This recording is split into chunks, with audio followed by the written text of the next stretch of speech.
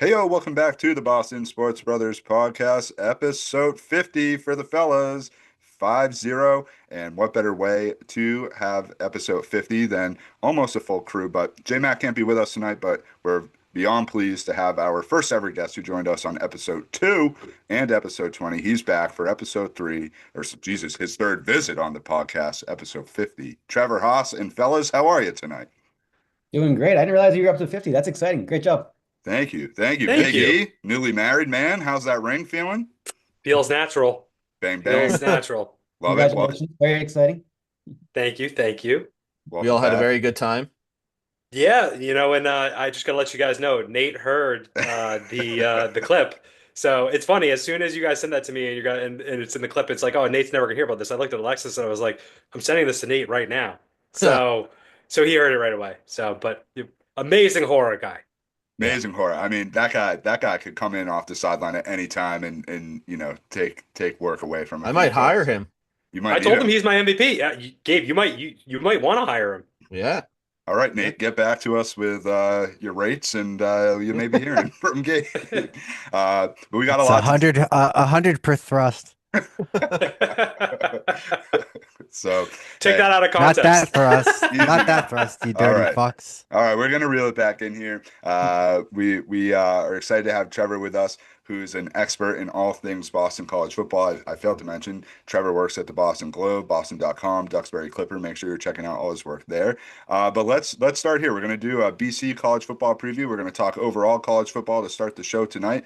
Trevor, I think we're very interested to hear about what your offseason has been like with BC. Saw you got to travel with Bill O'Brien and Bill Belichick down at Media Day. So just give us a lowdown. What are we looking at from a BC perspective? How things have changed from last season to this season?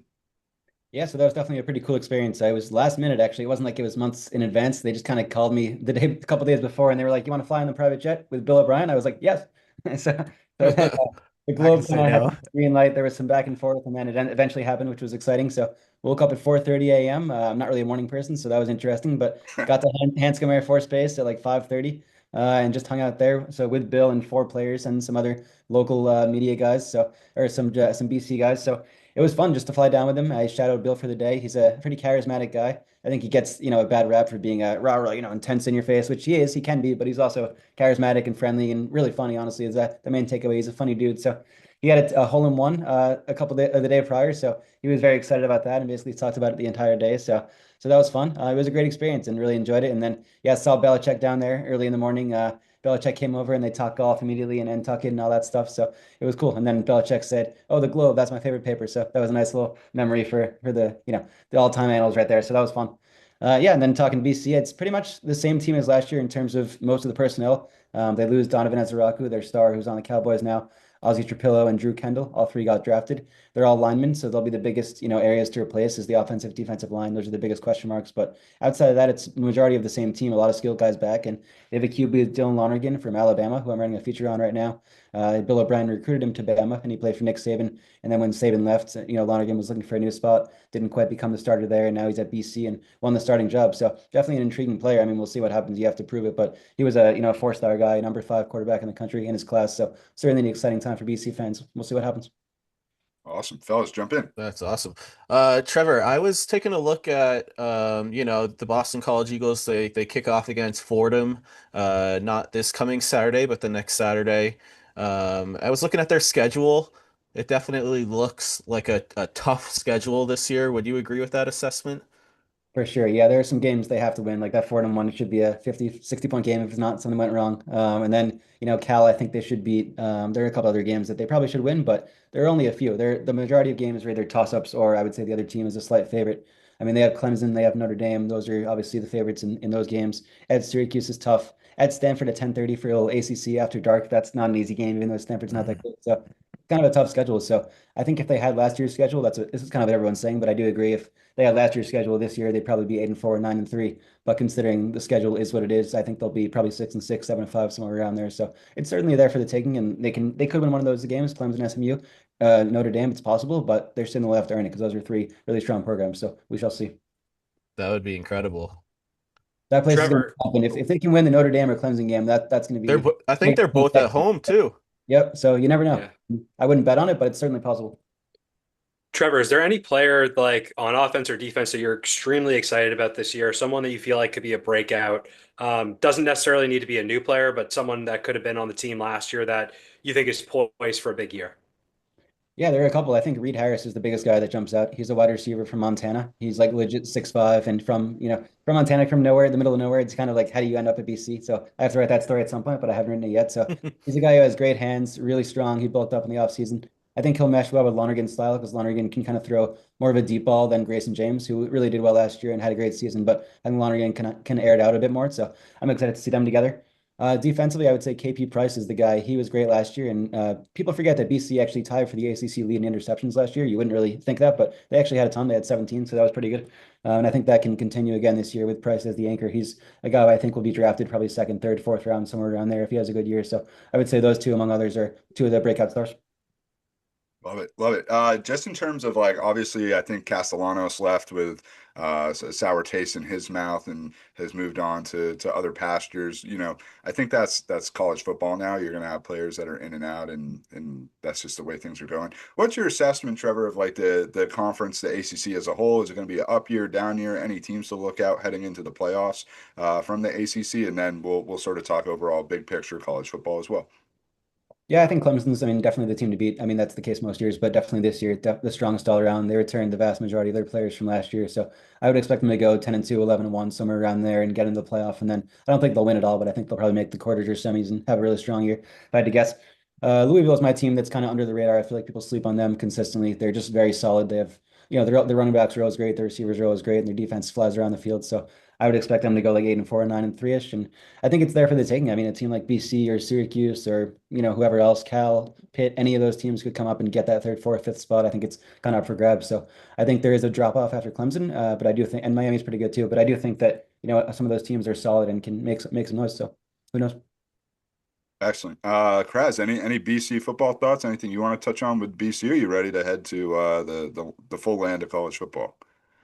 Me now, I'm ready to jump into college football. You guys hit every nail on the head, and I'm not that big into CB, as you know. I'm more of a baseball guy. Oh, don't you worry. We'll get there. Don't you worry. We got a lot to talk about the local nine and everything going on there. But before we do that, let's talk big picture college football. I think one of the leading stories going into this year is Arch Manning taking the helm at UT in a huge game against defending champ Ohio State. Which, like, could you ask for anything better to kick off the season? I don't think so. And then you got a good week of top 10 matchups to kick off week one, and then so let's talk about week one, sort of teams to look out throughout the course of the season. And then I think there's some players that we should be looking out for as well. Yeah. Yeah. So you Oh, go. sorry. Go ahead, Gabe. Yeah, I was looking at one game in particular in week one here. It's Battle of the Tigers. You got LSU versus Clemson. That should be a pretty damn good game if both teams are living up to expectations. It looks like both their quarterbacks are in early Heisman candidates in the talk for that running. So that's one game that has me excited and probably will be sitting on the couch watching. But Trevor, I was wondering if there are any week one games that you're looking forward to.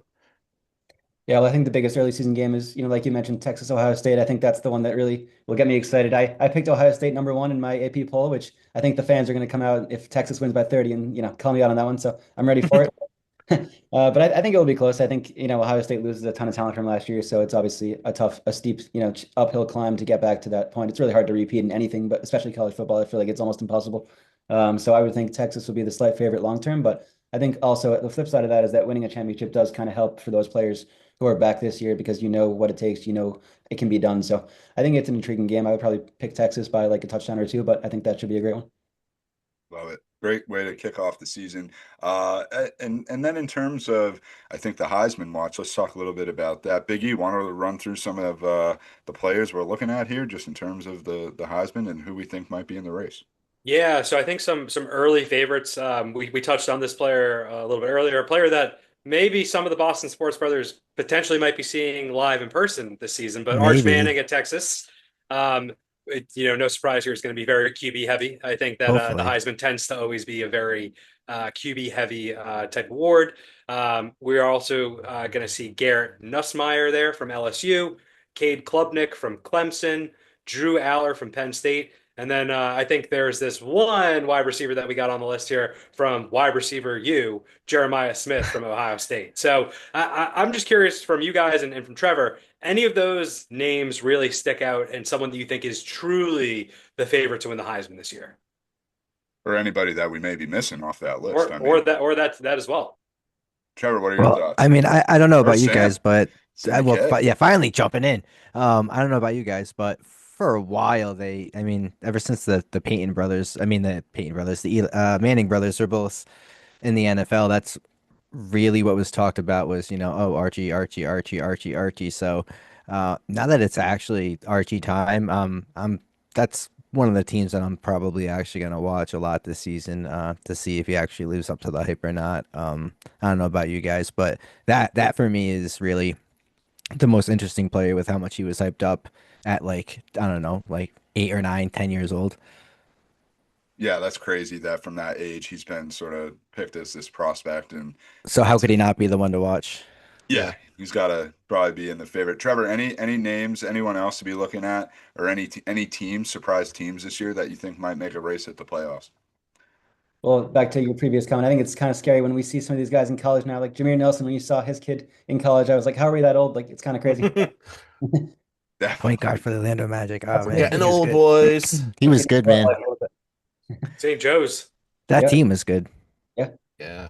I would say honestly, probably Klubnik might be the favorite in my opinion, just because, like I was saying earlier, their schedule is not that difficult. Like, because if you go 10-2 or 11-1 and you put up good numbers, only throw like 5 or 10 picks, you have a good year, tons of yards, and you have a good record, you're kind of set up to do it. So I think I would probably put him as the favorite. But I mean, Manning could definitely win it. Aller could win it. I think those are the three I would say overall. And then for teams, I think it's those three at the top. I think it's Texas, Penn State, and Ohio State are probably the three favorites in my opinion.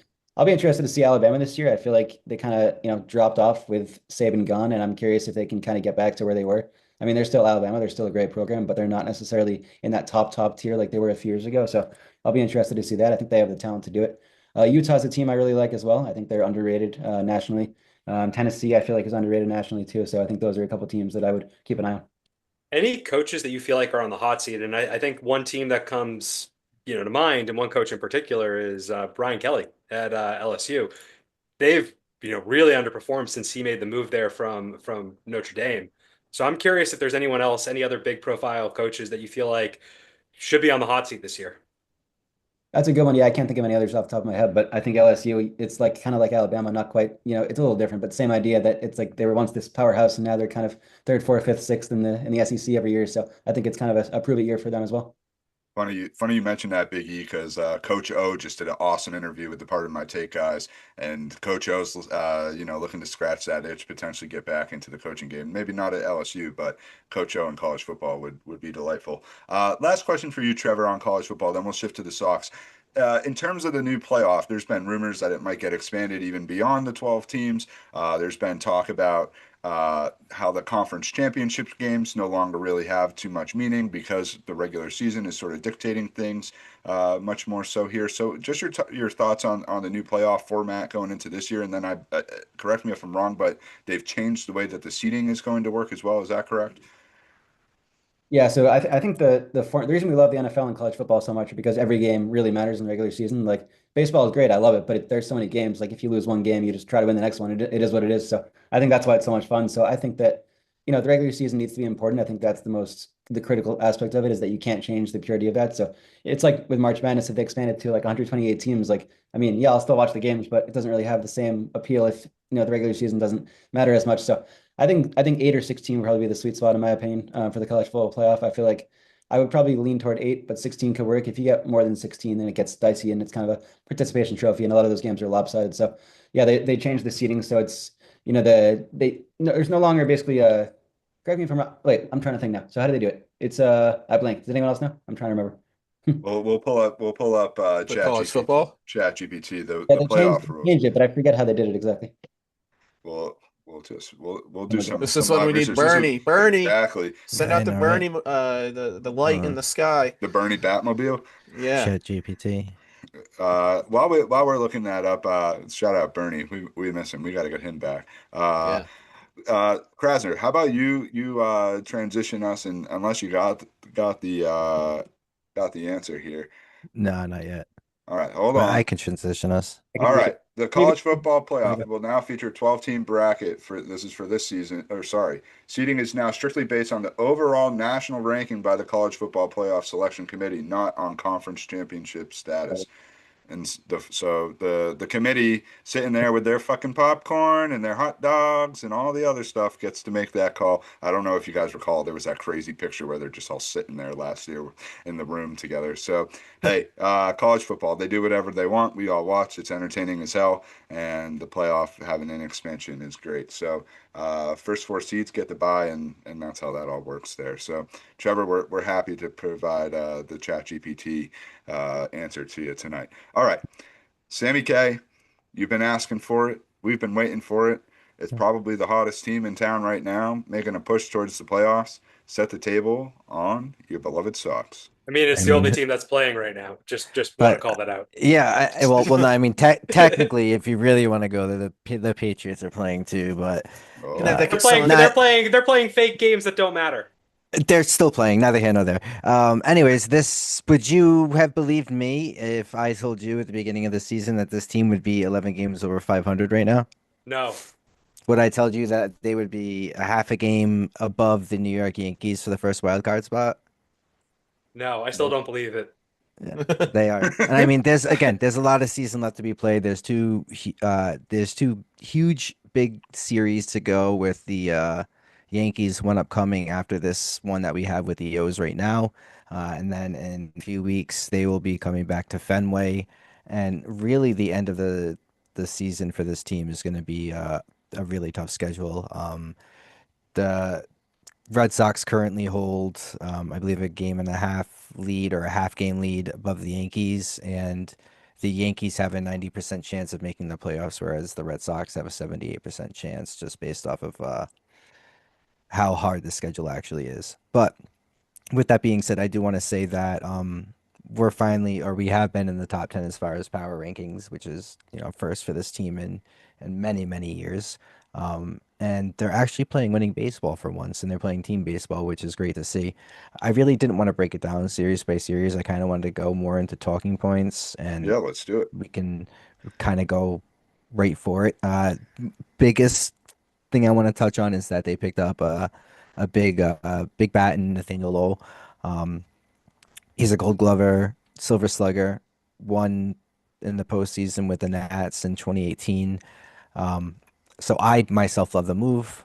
Everyone, all the Reddit heads are saying that there's going to be a lot of platooning with Romy Gonzalez, which I definitely see. But it tells me that they're actually going full throttle into October, which for me is exciting because we haven't had that in a very long time. The only thing that does scare me is that we don't really have the relief pitching, or the relief pitching isn't what it should really be. Justin Wilson's Yeah. not really performing up to where he should be, and Greg Weiser is literally losing us games where we could be probably tied with Toronto right now. Yeah, yesterday was a bit of a debacle there with the bullpen. You didn't have Chapman ready to go because he had to come in because I think it was Campbell the day before couldn't lock it down in the Isaiah nine. Campbell, So yeah. it's those are games you got to win, especially here down the stretch to maintain your lead. Trevor, just your thoughts on the Sox overall, where they stand. What were your sort of expectations going into the season, where they stand now, and looking ahead towards the playoff push? Yeah, it's been fun. I got to cover a couple games last week, and I'll cover tomorrow's game as well. So I've been there a few times this year. I think they're a little bit ahead of schedule, honestly. I feel like you could see it all along, like they were building the pieces. They had the talent. It was just about when it was going to happen. I think we thought it would be like 2 or 3 years from now. Like my take was always, oh yeah, they'll make the playoffs next year or the year after. They're going to do it. It just may not be right now. But now they're ahead of schedule and they're playing great ball. So I think the biggest thing is, the arrival of some of these young players. Roman Anthony is a stud. He's going to be an all-star for a long time. He's an awesome player. What are Um, your takes on his play discipline? it's great. I mean, he'll walk 4 times in a game if he has to. It's pretty cool. I Um, was I was gonna say about that game. He went what I think it was 1 for 2 with 4 walks and with 4 runs. I mean that's absolutely absurd in a double. He's the youngest MLB player to ever do that. It's just Bregman actually made a comment saying that he's never seen someone at his age with his play discipline. So I mean for me one of our talking points was that actually kind of makes the Mookie trade a little bit more palatable, even though it is a burner that he's Palatable is a good word. gone. He didn't say good. But I didn't say it's just a little more palatable than it I was like that word. before because if what everyone is saying is true, this kid really could be the future of the MLB moving forward, and that's to have him on your team is pretty exciting. Yeah. I think perennial all-star is honestly his floor, which is kind of crazy. His ceiling is face of the league, so somewhere in between there. Speaking of Yeah, all-stars, I think a guy that deserves a ton of credit and who's been able to stay healthy this season is Trevor Story.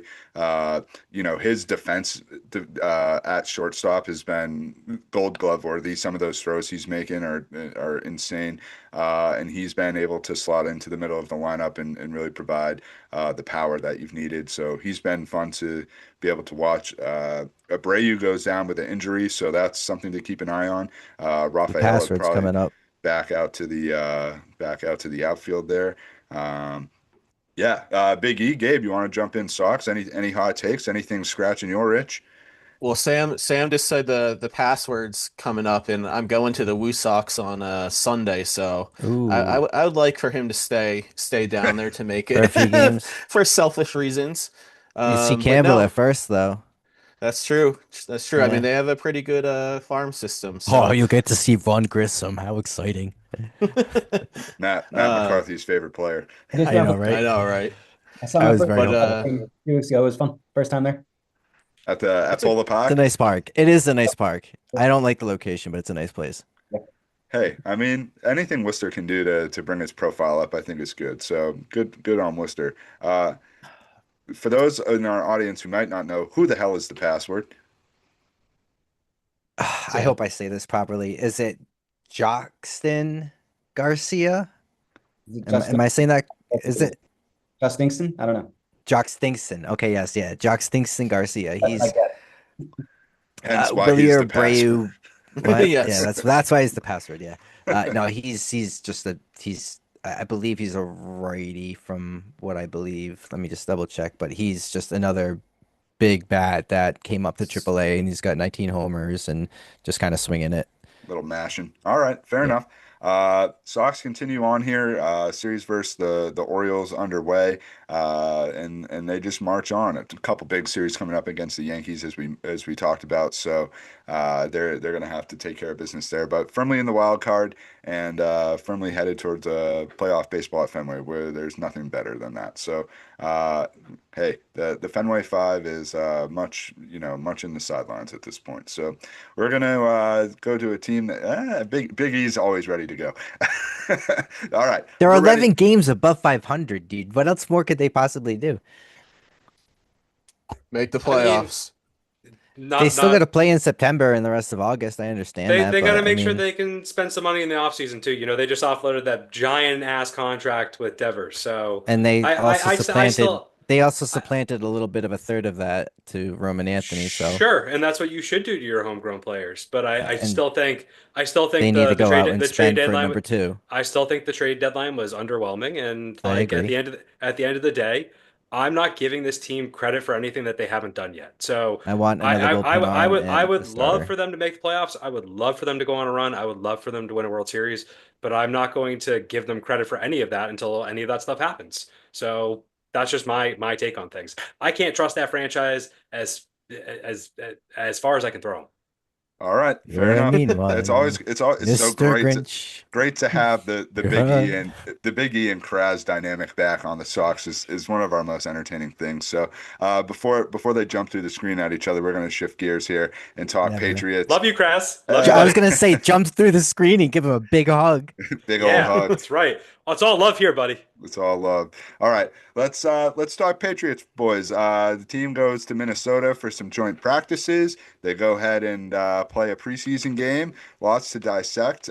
J Matt's not with us tonight, so I'll sort of set the table here, and then let's jump around in terms of things. I think let's start with the game where the Patriots have the starters go for two series. Will Campbell looking solid and blocking once again. Travion Henderson, explosive player out of the backfield. I audibly said, wow, when he scored Hmm. that touchdown from about 8, 9 yards out.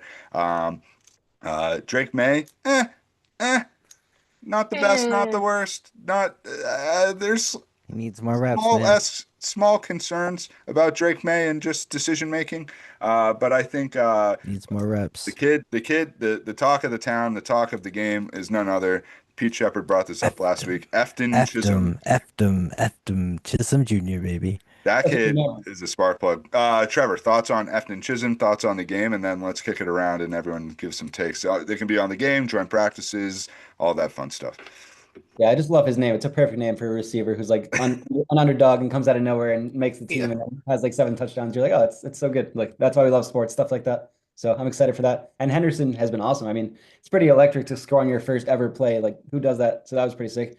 I think he'll be a I star. didn't And even think about we'll that. see. Wow. Yeah. We'll see how quickly it happens. It could happen this year. It could happen in a couple of years. But I think he will be a star. So I kind of feel like they're like an average team. Like I don't, it's not a very controversial take, but I don't think they're going to be like, whoa, like they're good, 11-6. I don't think they're going to be terrible, like 6-11. I think they're going to be right around 8 or 9 wins. It's just about whether that's enough, and you have to win those close games. So if they can win like 24, 21 games and get to 9, 10 wins, then great, and they make the playoffs, so be it. But if they don't, then I think they'll be close. So I think they're about where they should be, and they're going to get better and better. Now the Gabe, Big E, Kraz, the Patriots thoughts. I'm loving I like Matt Collins. I think he adds another dimension to the Patriots offense. It seems like Drake May has been looking to him early and often.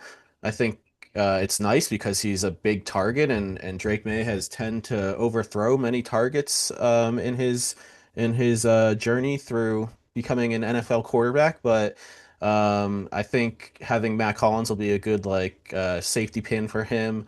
I don't know if you guys saw during the game, he was, or towards the end of the game, but he was also like undoing his dreads, and it was like He's a the guy character. is just a character. Like he's We need that on the team. definitely. I think Sam and I were watching the game Yeah. together, and down in Bristol, and we were saying to each other that the vibes of this team are so much different this year than they have been in years past, and it seems like Vrabel has already brought in a nice culture to this team of wanting to win and get better and celebrate the good things that happen and I don't know. I'm every time I watch this team, I've watched both preseason games, I get a little more excited. I feel like I probably need to temper those that excitement a little bit, but it's different. Like it just feels different. The team looks different. There's new names that are popping out, like Efton Chisholm and Trevion Henderson. So, I'm cautiously optimistic about this season. Yeah, there were two things that I wanted to touch on. One of them is really Drake May getting more reps. I understand trying to protect your quarterback, but they shortened the preseason as it is to 3 games, and he needs as many live reps as he can against other like legitimate competition. And to limit him to 1 series, the first preseason game, and then 2 series, the second preseason game, it just I would really like to see him out there, just developing a rapport with everybody and anybody. Can I challenge Just you on that a little because bit? Because like that's what the joint practices are for. He's getting a I ton of reps against the the Vikings defense, the Commanders defense.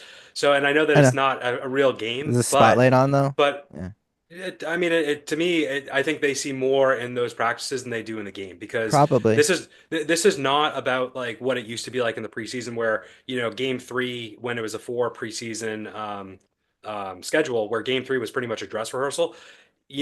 Some people say that even the third preseason game at this point, it's not about any of the starters. It's all about the But guys that are on the bubble. So, I mean, to me, I agree. I just don't think that there's a lot that you can see from the preseason anymore because a lot of players are bubble wrapped and they don't want to put players out there because eventually what ends up happening is you see these players who go in and they get injured in preseason games. So I think they're much more interested in what they can see in joint practices. That's when you see teams get in scuffles. Yeah, That's where you see teams take more that's reps against the fine. other teams. I'm just Yeah, saying that the games to me but do not matter as but much. they're different. I think they do matter because I don't know about you, but practices. They matter to the guys on the bubble for sure.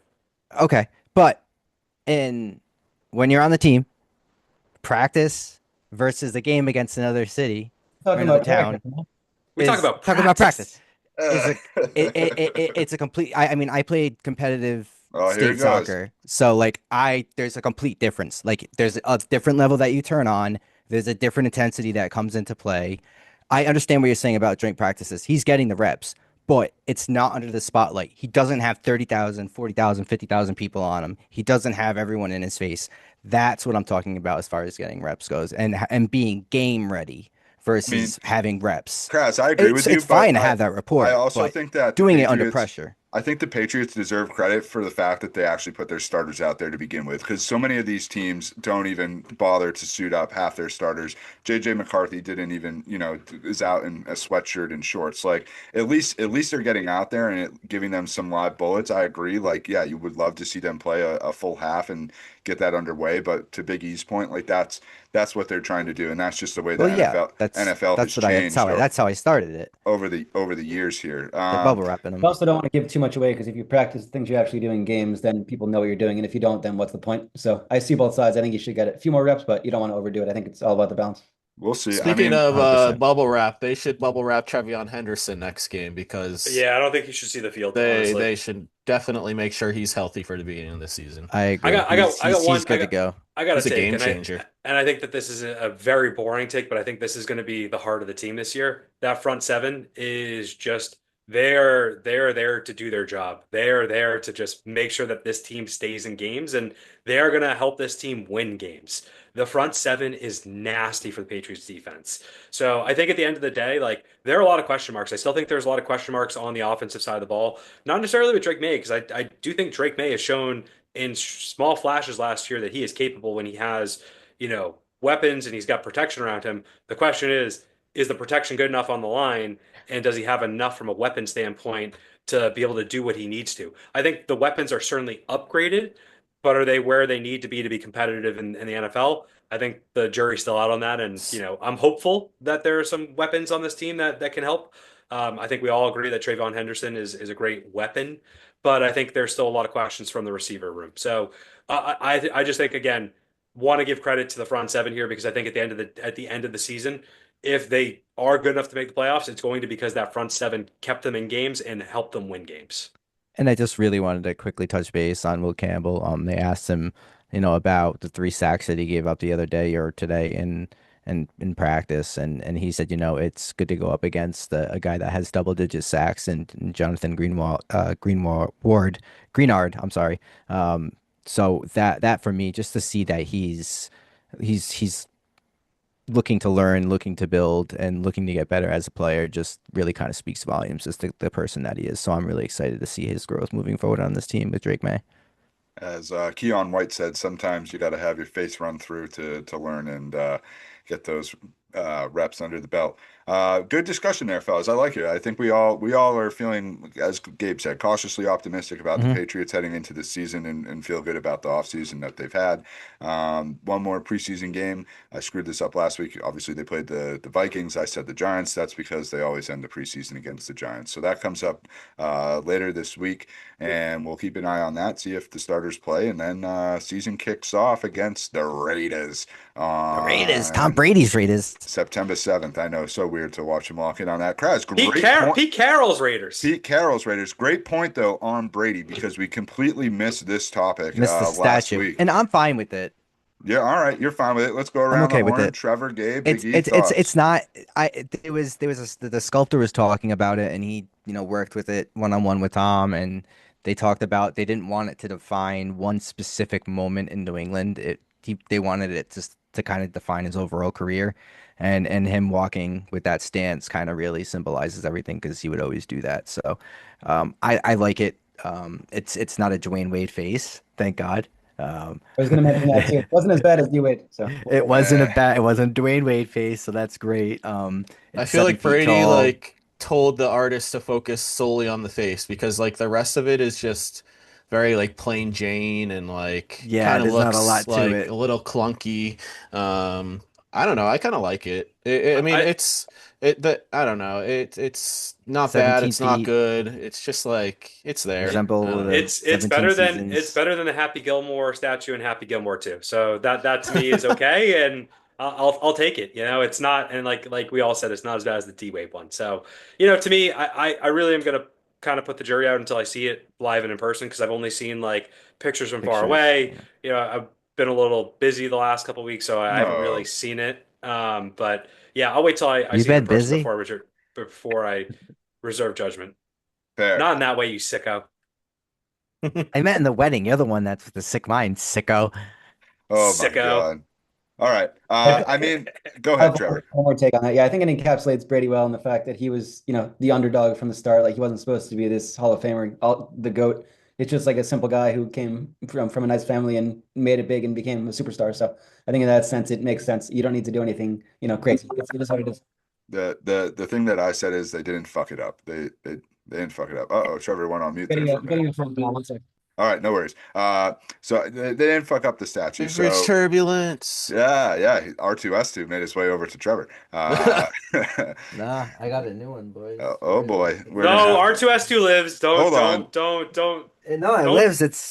I'm on R2S2 right now, but Yeah, I so did it's I very did get much a Yeah, new alive. Mac. yeah. Don't I scare got me a new like that. Mac. I have to You buy the can't adapters and all you that can't stuff, go to a but new model without consulting us beforehand before you leave R2S2 in the Clem dust. would be very disappointed in you.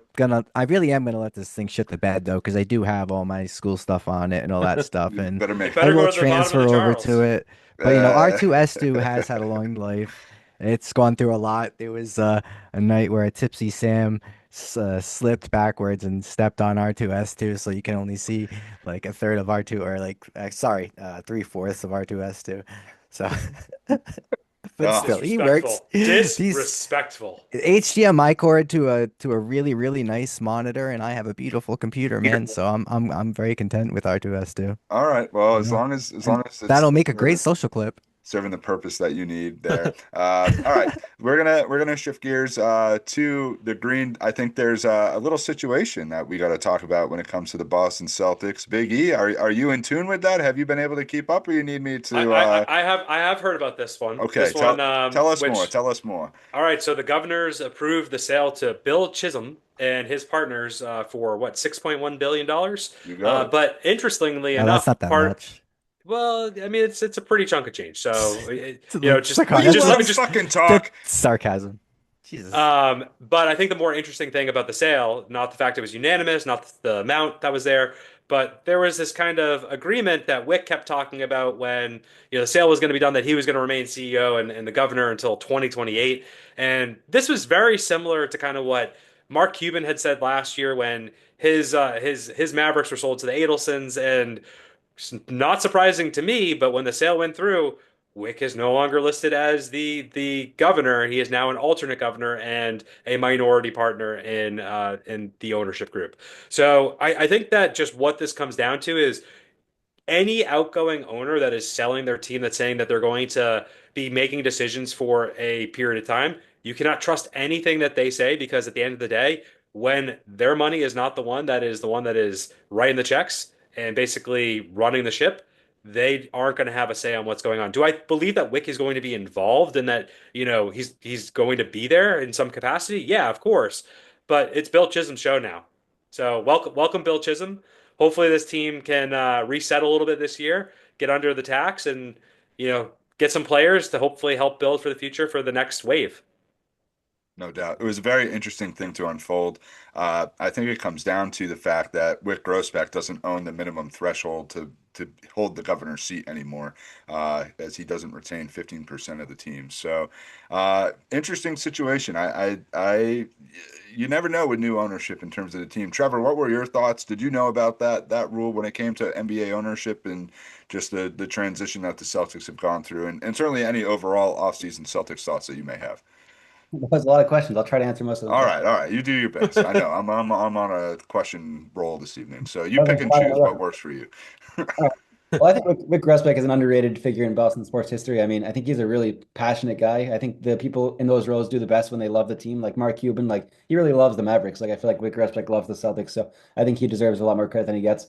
And Chisholm, I think it seems like it's the same way. He grew up a Celtics fan. I think that goes a long way as well. So I think give him a chance until he proves it otherwise. I feel like he's done enough to earn our trust, and we'll see what happens. So, and then segueing into the offseason, I just think it's I think you have to kind of reframe your mindset. That's what I've been saying when I read about the Celtics. If you just kind of trick your brain, like, okay, it's back to the Isaiah Thomas days. Let's forget about the championship. Let's forget about like all this stuff with Tatum, Holiday, Porzingis, Brown. Let's just kind of hit the pause button, enjoy this season. Which I'm not saying this is easy to do, but if you do this and you kind of reframe your mindset and you just think about it like, all right, this is going to be a fun year. It is what it is. Let's play some ball. Let's try to get the 5 or the 6 seed so we can do in the first round. If that's a good way to look at it because they're not going to win the championship. They're not going to be terrible. Anyone who says it's going to be either of those is wrong. It's going to be somewhere in the middle. So it's just about how they do, and we'll see what happens. I think they'll be much better next year once Tatum is back, or he may actually come back end of this year. You never know. So I wouldn't rule that out entirely.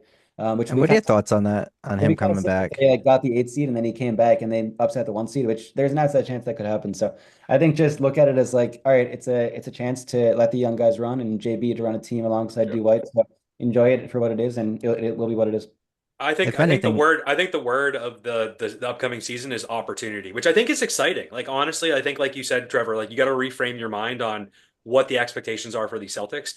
For me, the thing that makes me excited is what can Jaylen Brown do? Can he be a 1A player, right? And I think he is capable of it. Do I think Peyton Pritchard can come in and be a starting guard and be a guard that can put up, high teens, low 20s points per game? Yeah, I think that's possible. These young kids that we have on this team, they're going to get an opportunity. So I think it's going to be one of those years where at the end of the year, we're really going to kind of understand who is with us for the long run and who is expendable and who is someone that we can trade away. So I'm excited to see who kind of emerges. And I think that there are going to be players that are going to surprise us and players that, we're not talking about right now that we're going to be talking about the end of the season being like, wow, this is a guy that, we could see as not being a cornerstone, but being a role player for us going forwards. Yeah, no doubt. I think one of the things is the Celtics are just getting a little bit disrespected across the league, I think, and no other example of that than the Christmas Day schedule going out, and they're just not a part of it at all. They're undoubtedly a top 5 or 6 team in the East, and they're undoubtedly one of the most notable teams in the NBA. And I hope that they sort of take those sorts of things as a slight against them this year. I look forward to everything that you just said, Big E, in terms of Jaylen Brown.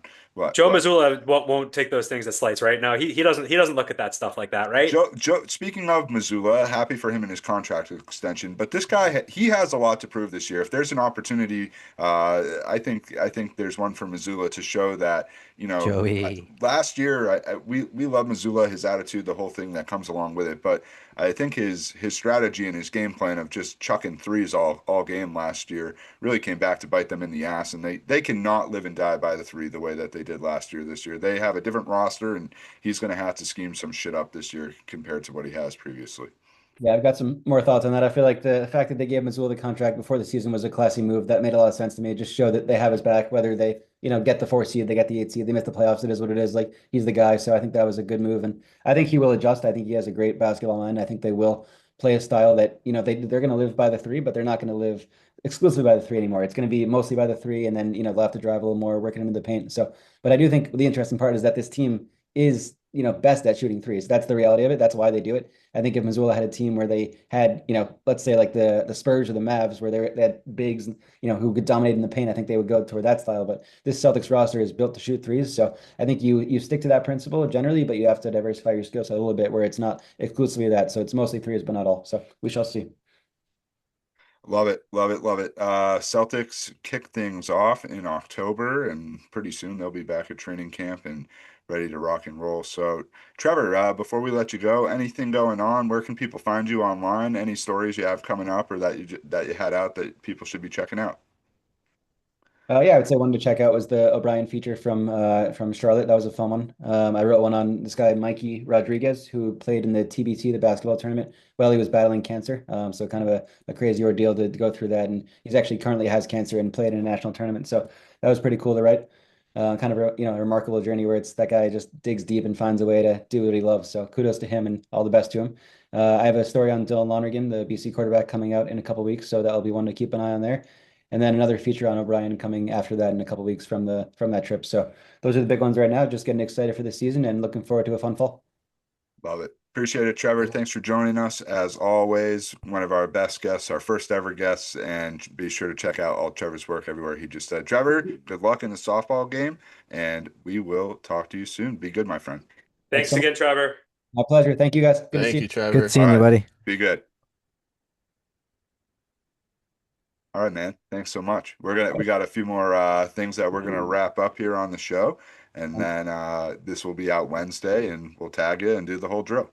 Cool. Awesome. Thanks a lot. All right, be good. You All guys. right, see you, man. All right, Trevor Haas from the Boston Globe with us. Fantastic as always. Appreciate all his insights. Gabe, you said you got nothing on the Bruins, so I think unless you got one thing, anything. No, I really don't have anything on the Bruins, and I was gonna say before you let Trevor go, like we were gonna spare him and just kind of skip over it.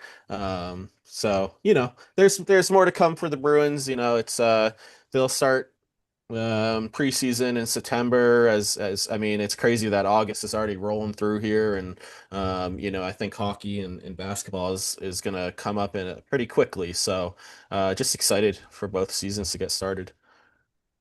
Love it. Awesome. Looking forward to it. Big E, I've been waiting for you to start this segment for a couple weeks now. Let's Uh, dive into it.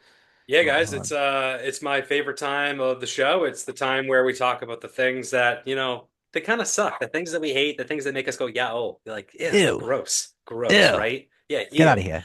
And then there are the things that make me get so excited, the things that make me Yes. want to get up out of my chair, the things that make Woo! me want to go and be like the Kool-Aid man and bust through that wall and go, Yes.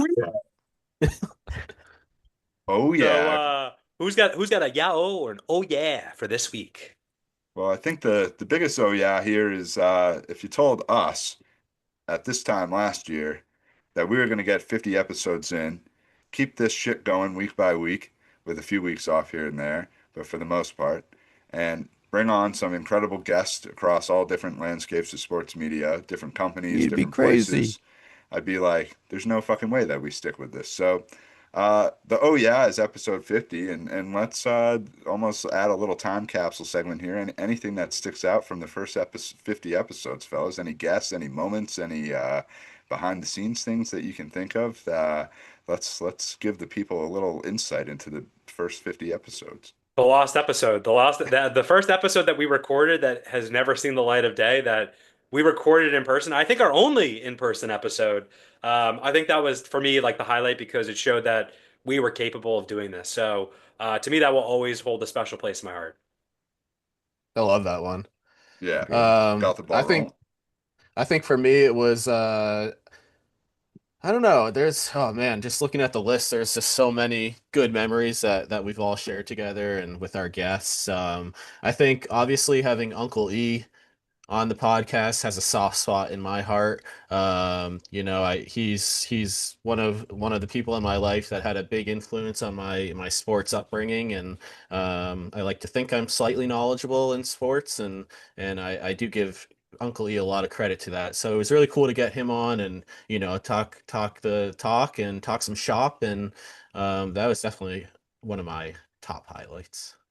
Love it. Uncle E was fantastic. Kraz, anything that sticks out for you, my man? Yeah, I mean, this is obviously a sports podcast, but when cousin Sam came on and he told that story about who was it, Steve Stills and Neil Diamond, Neil Young. like Neil Young. That just for me, like I've just told so many people that story where it's just like someone goes to shoot a basketball shot and just brick it completely, and he's just sitting there with a cigarette in his mouth, and he's just like, "You guys fucking suck." Like that, just for me, I don't know why, it just like really, really stands out. Uh, my love, probably just my love for music overall. Is probably why, but I mean, just doing this with you guys for 50 episodes and going through the ups and the downs and where we are now versus where we are episode one is, completely night and day. And we're only going to go up from here. And I'm just appreciative to have all y'all in my life. Love you, buddy. Love it. Love you too. Yeah. Yeah, man. It's I also been think cool, like sorry to interrupt, Lottie, no, just go ahead. like I'm looking at the list obviously, and They're it's all a lot of like awesome. 98.5 guys and Just, Barstool Yeah. collabs that we had and WEEI, and it's like just all these people that we really look up to in the sports media world, and it is really mind blowing when you put it all in one spot, and it's like whoa, like we really did like interview all these people, and having like no experience in that field at all prior to this and just accomplishing what we have is it's special. It's really cool. I think that's the coolest thing for me is just like how welcoming and how like great every single person that we've reached on out to. And yes, not every single person has been able to come on. And yes, we have some fun memories of those folks as well. But for the people who WEI. No, but for the people who have engaged with us and whether or not they've been able to come on or they know that like, hey, like schedules are tough, like it's really appreciative to the fact that like people want to see us succeed. And I think to me that that's been the most exciting part is that we're forming all these relationships and that these people that we're having on are encouraging us to say, continue to do what you guys are doing. You guys have something special. So to me, that's the exciting part is it's not just us in our own bubble that are saying, oh, like we're good, we're going to keep continue to do with this. It's the people that are professionals that do this on a day-to-day basis, that this is their job, and they are telling us that, hey, continue to do what you guys are doing. You guys have some special stuff going, some special sauce here. Yeah, I think it's undoubtedly brought our friend group together. And we've had an unbelievable opportunity to have so many different people on. As you mentioned, 99% of the time, super welcoming, super, willing to help us out and come on and give us their time and talk sports. And it helps legitimize the show for sure. So we really appreciate all the guests that have jumped on with us. And obviously Trevor coming back tonight, our first one, and having somebody that worked for the Globe and I think showed some other folks that okay, like if he's coming on with that backing company, they're doing some things. So can't forget Sister Karen and deeming herself Sister Karen. And so we've had incredible guests along the way as well, as you said, some of the different companies, Gabe, that we've worked with as well. So big shout out to 98.5 and Barstool for sure. Like they've been two awesome companies to work with. So and many others. So we appreciate everything from that standpoint. I think that's the biggest. So yeah, we plan on hopefully doing 50 more of these bad boys and more, and continuing to see the show grow over time.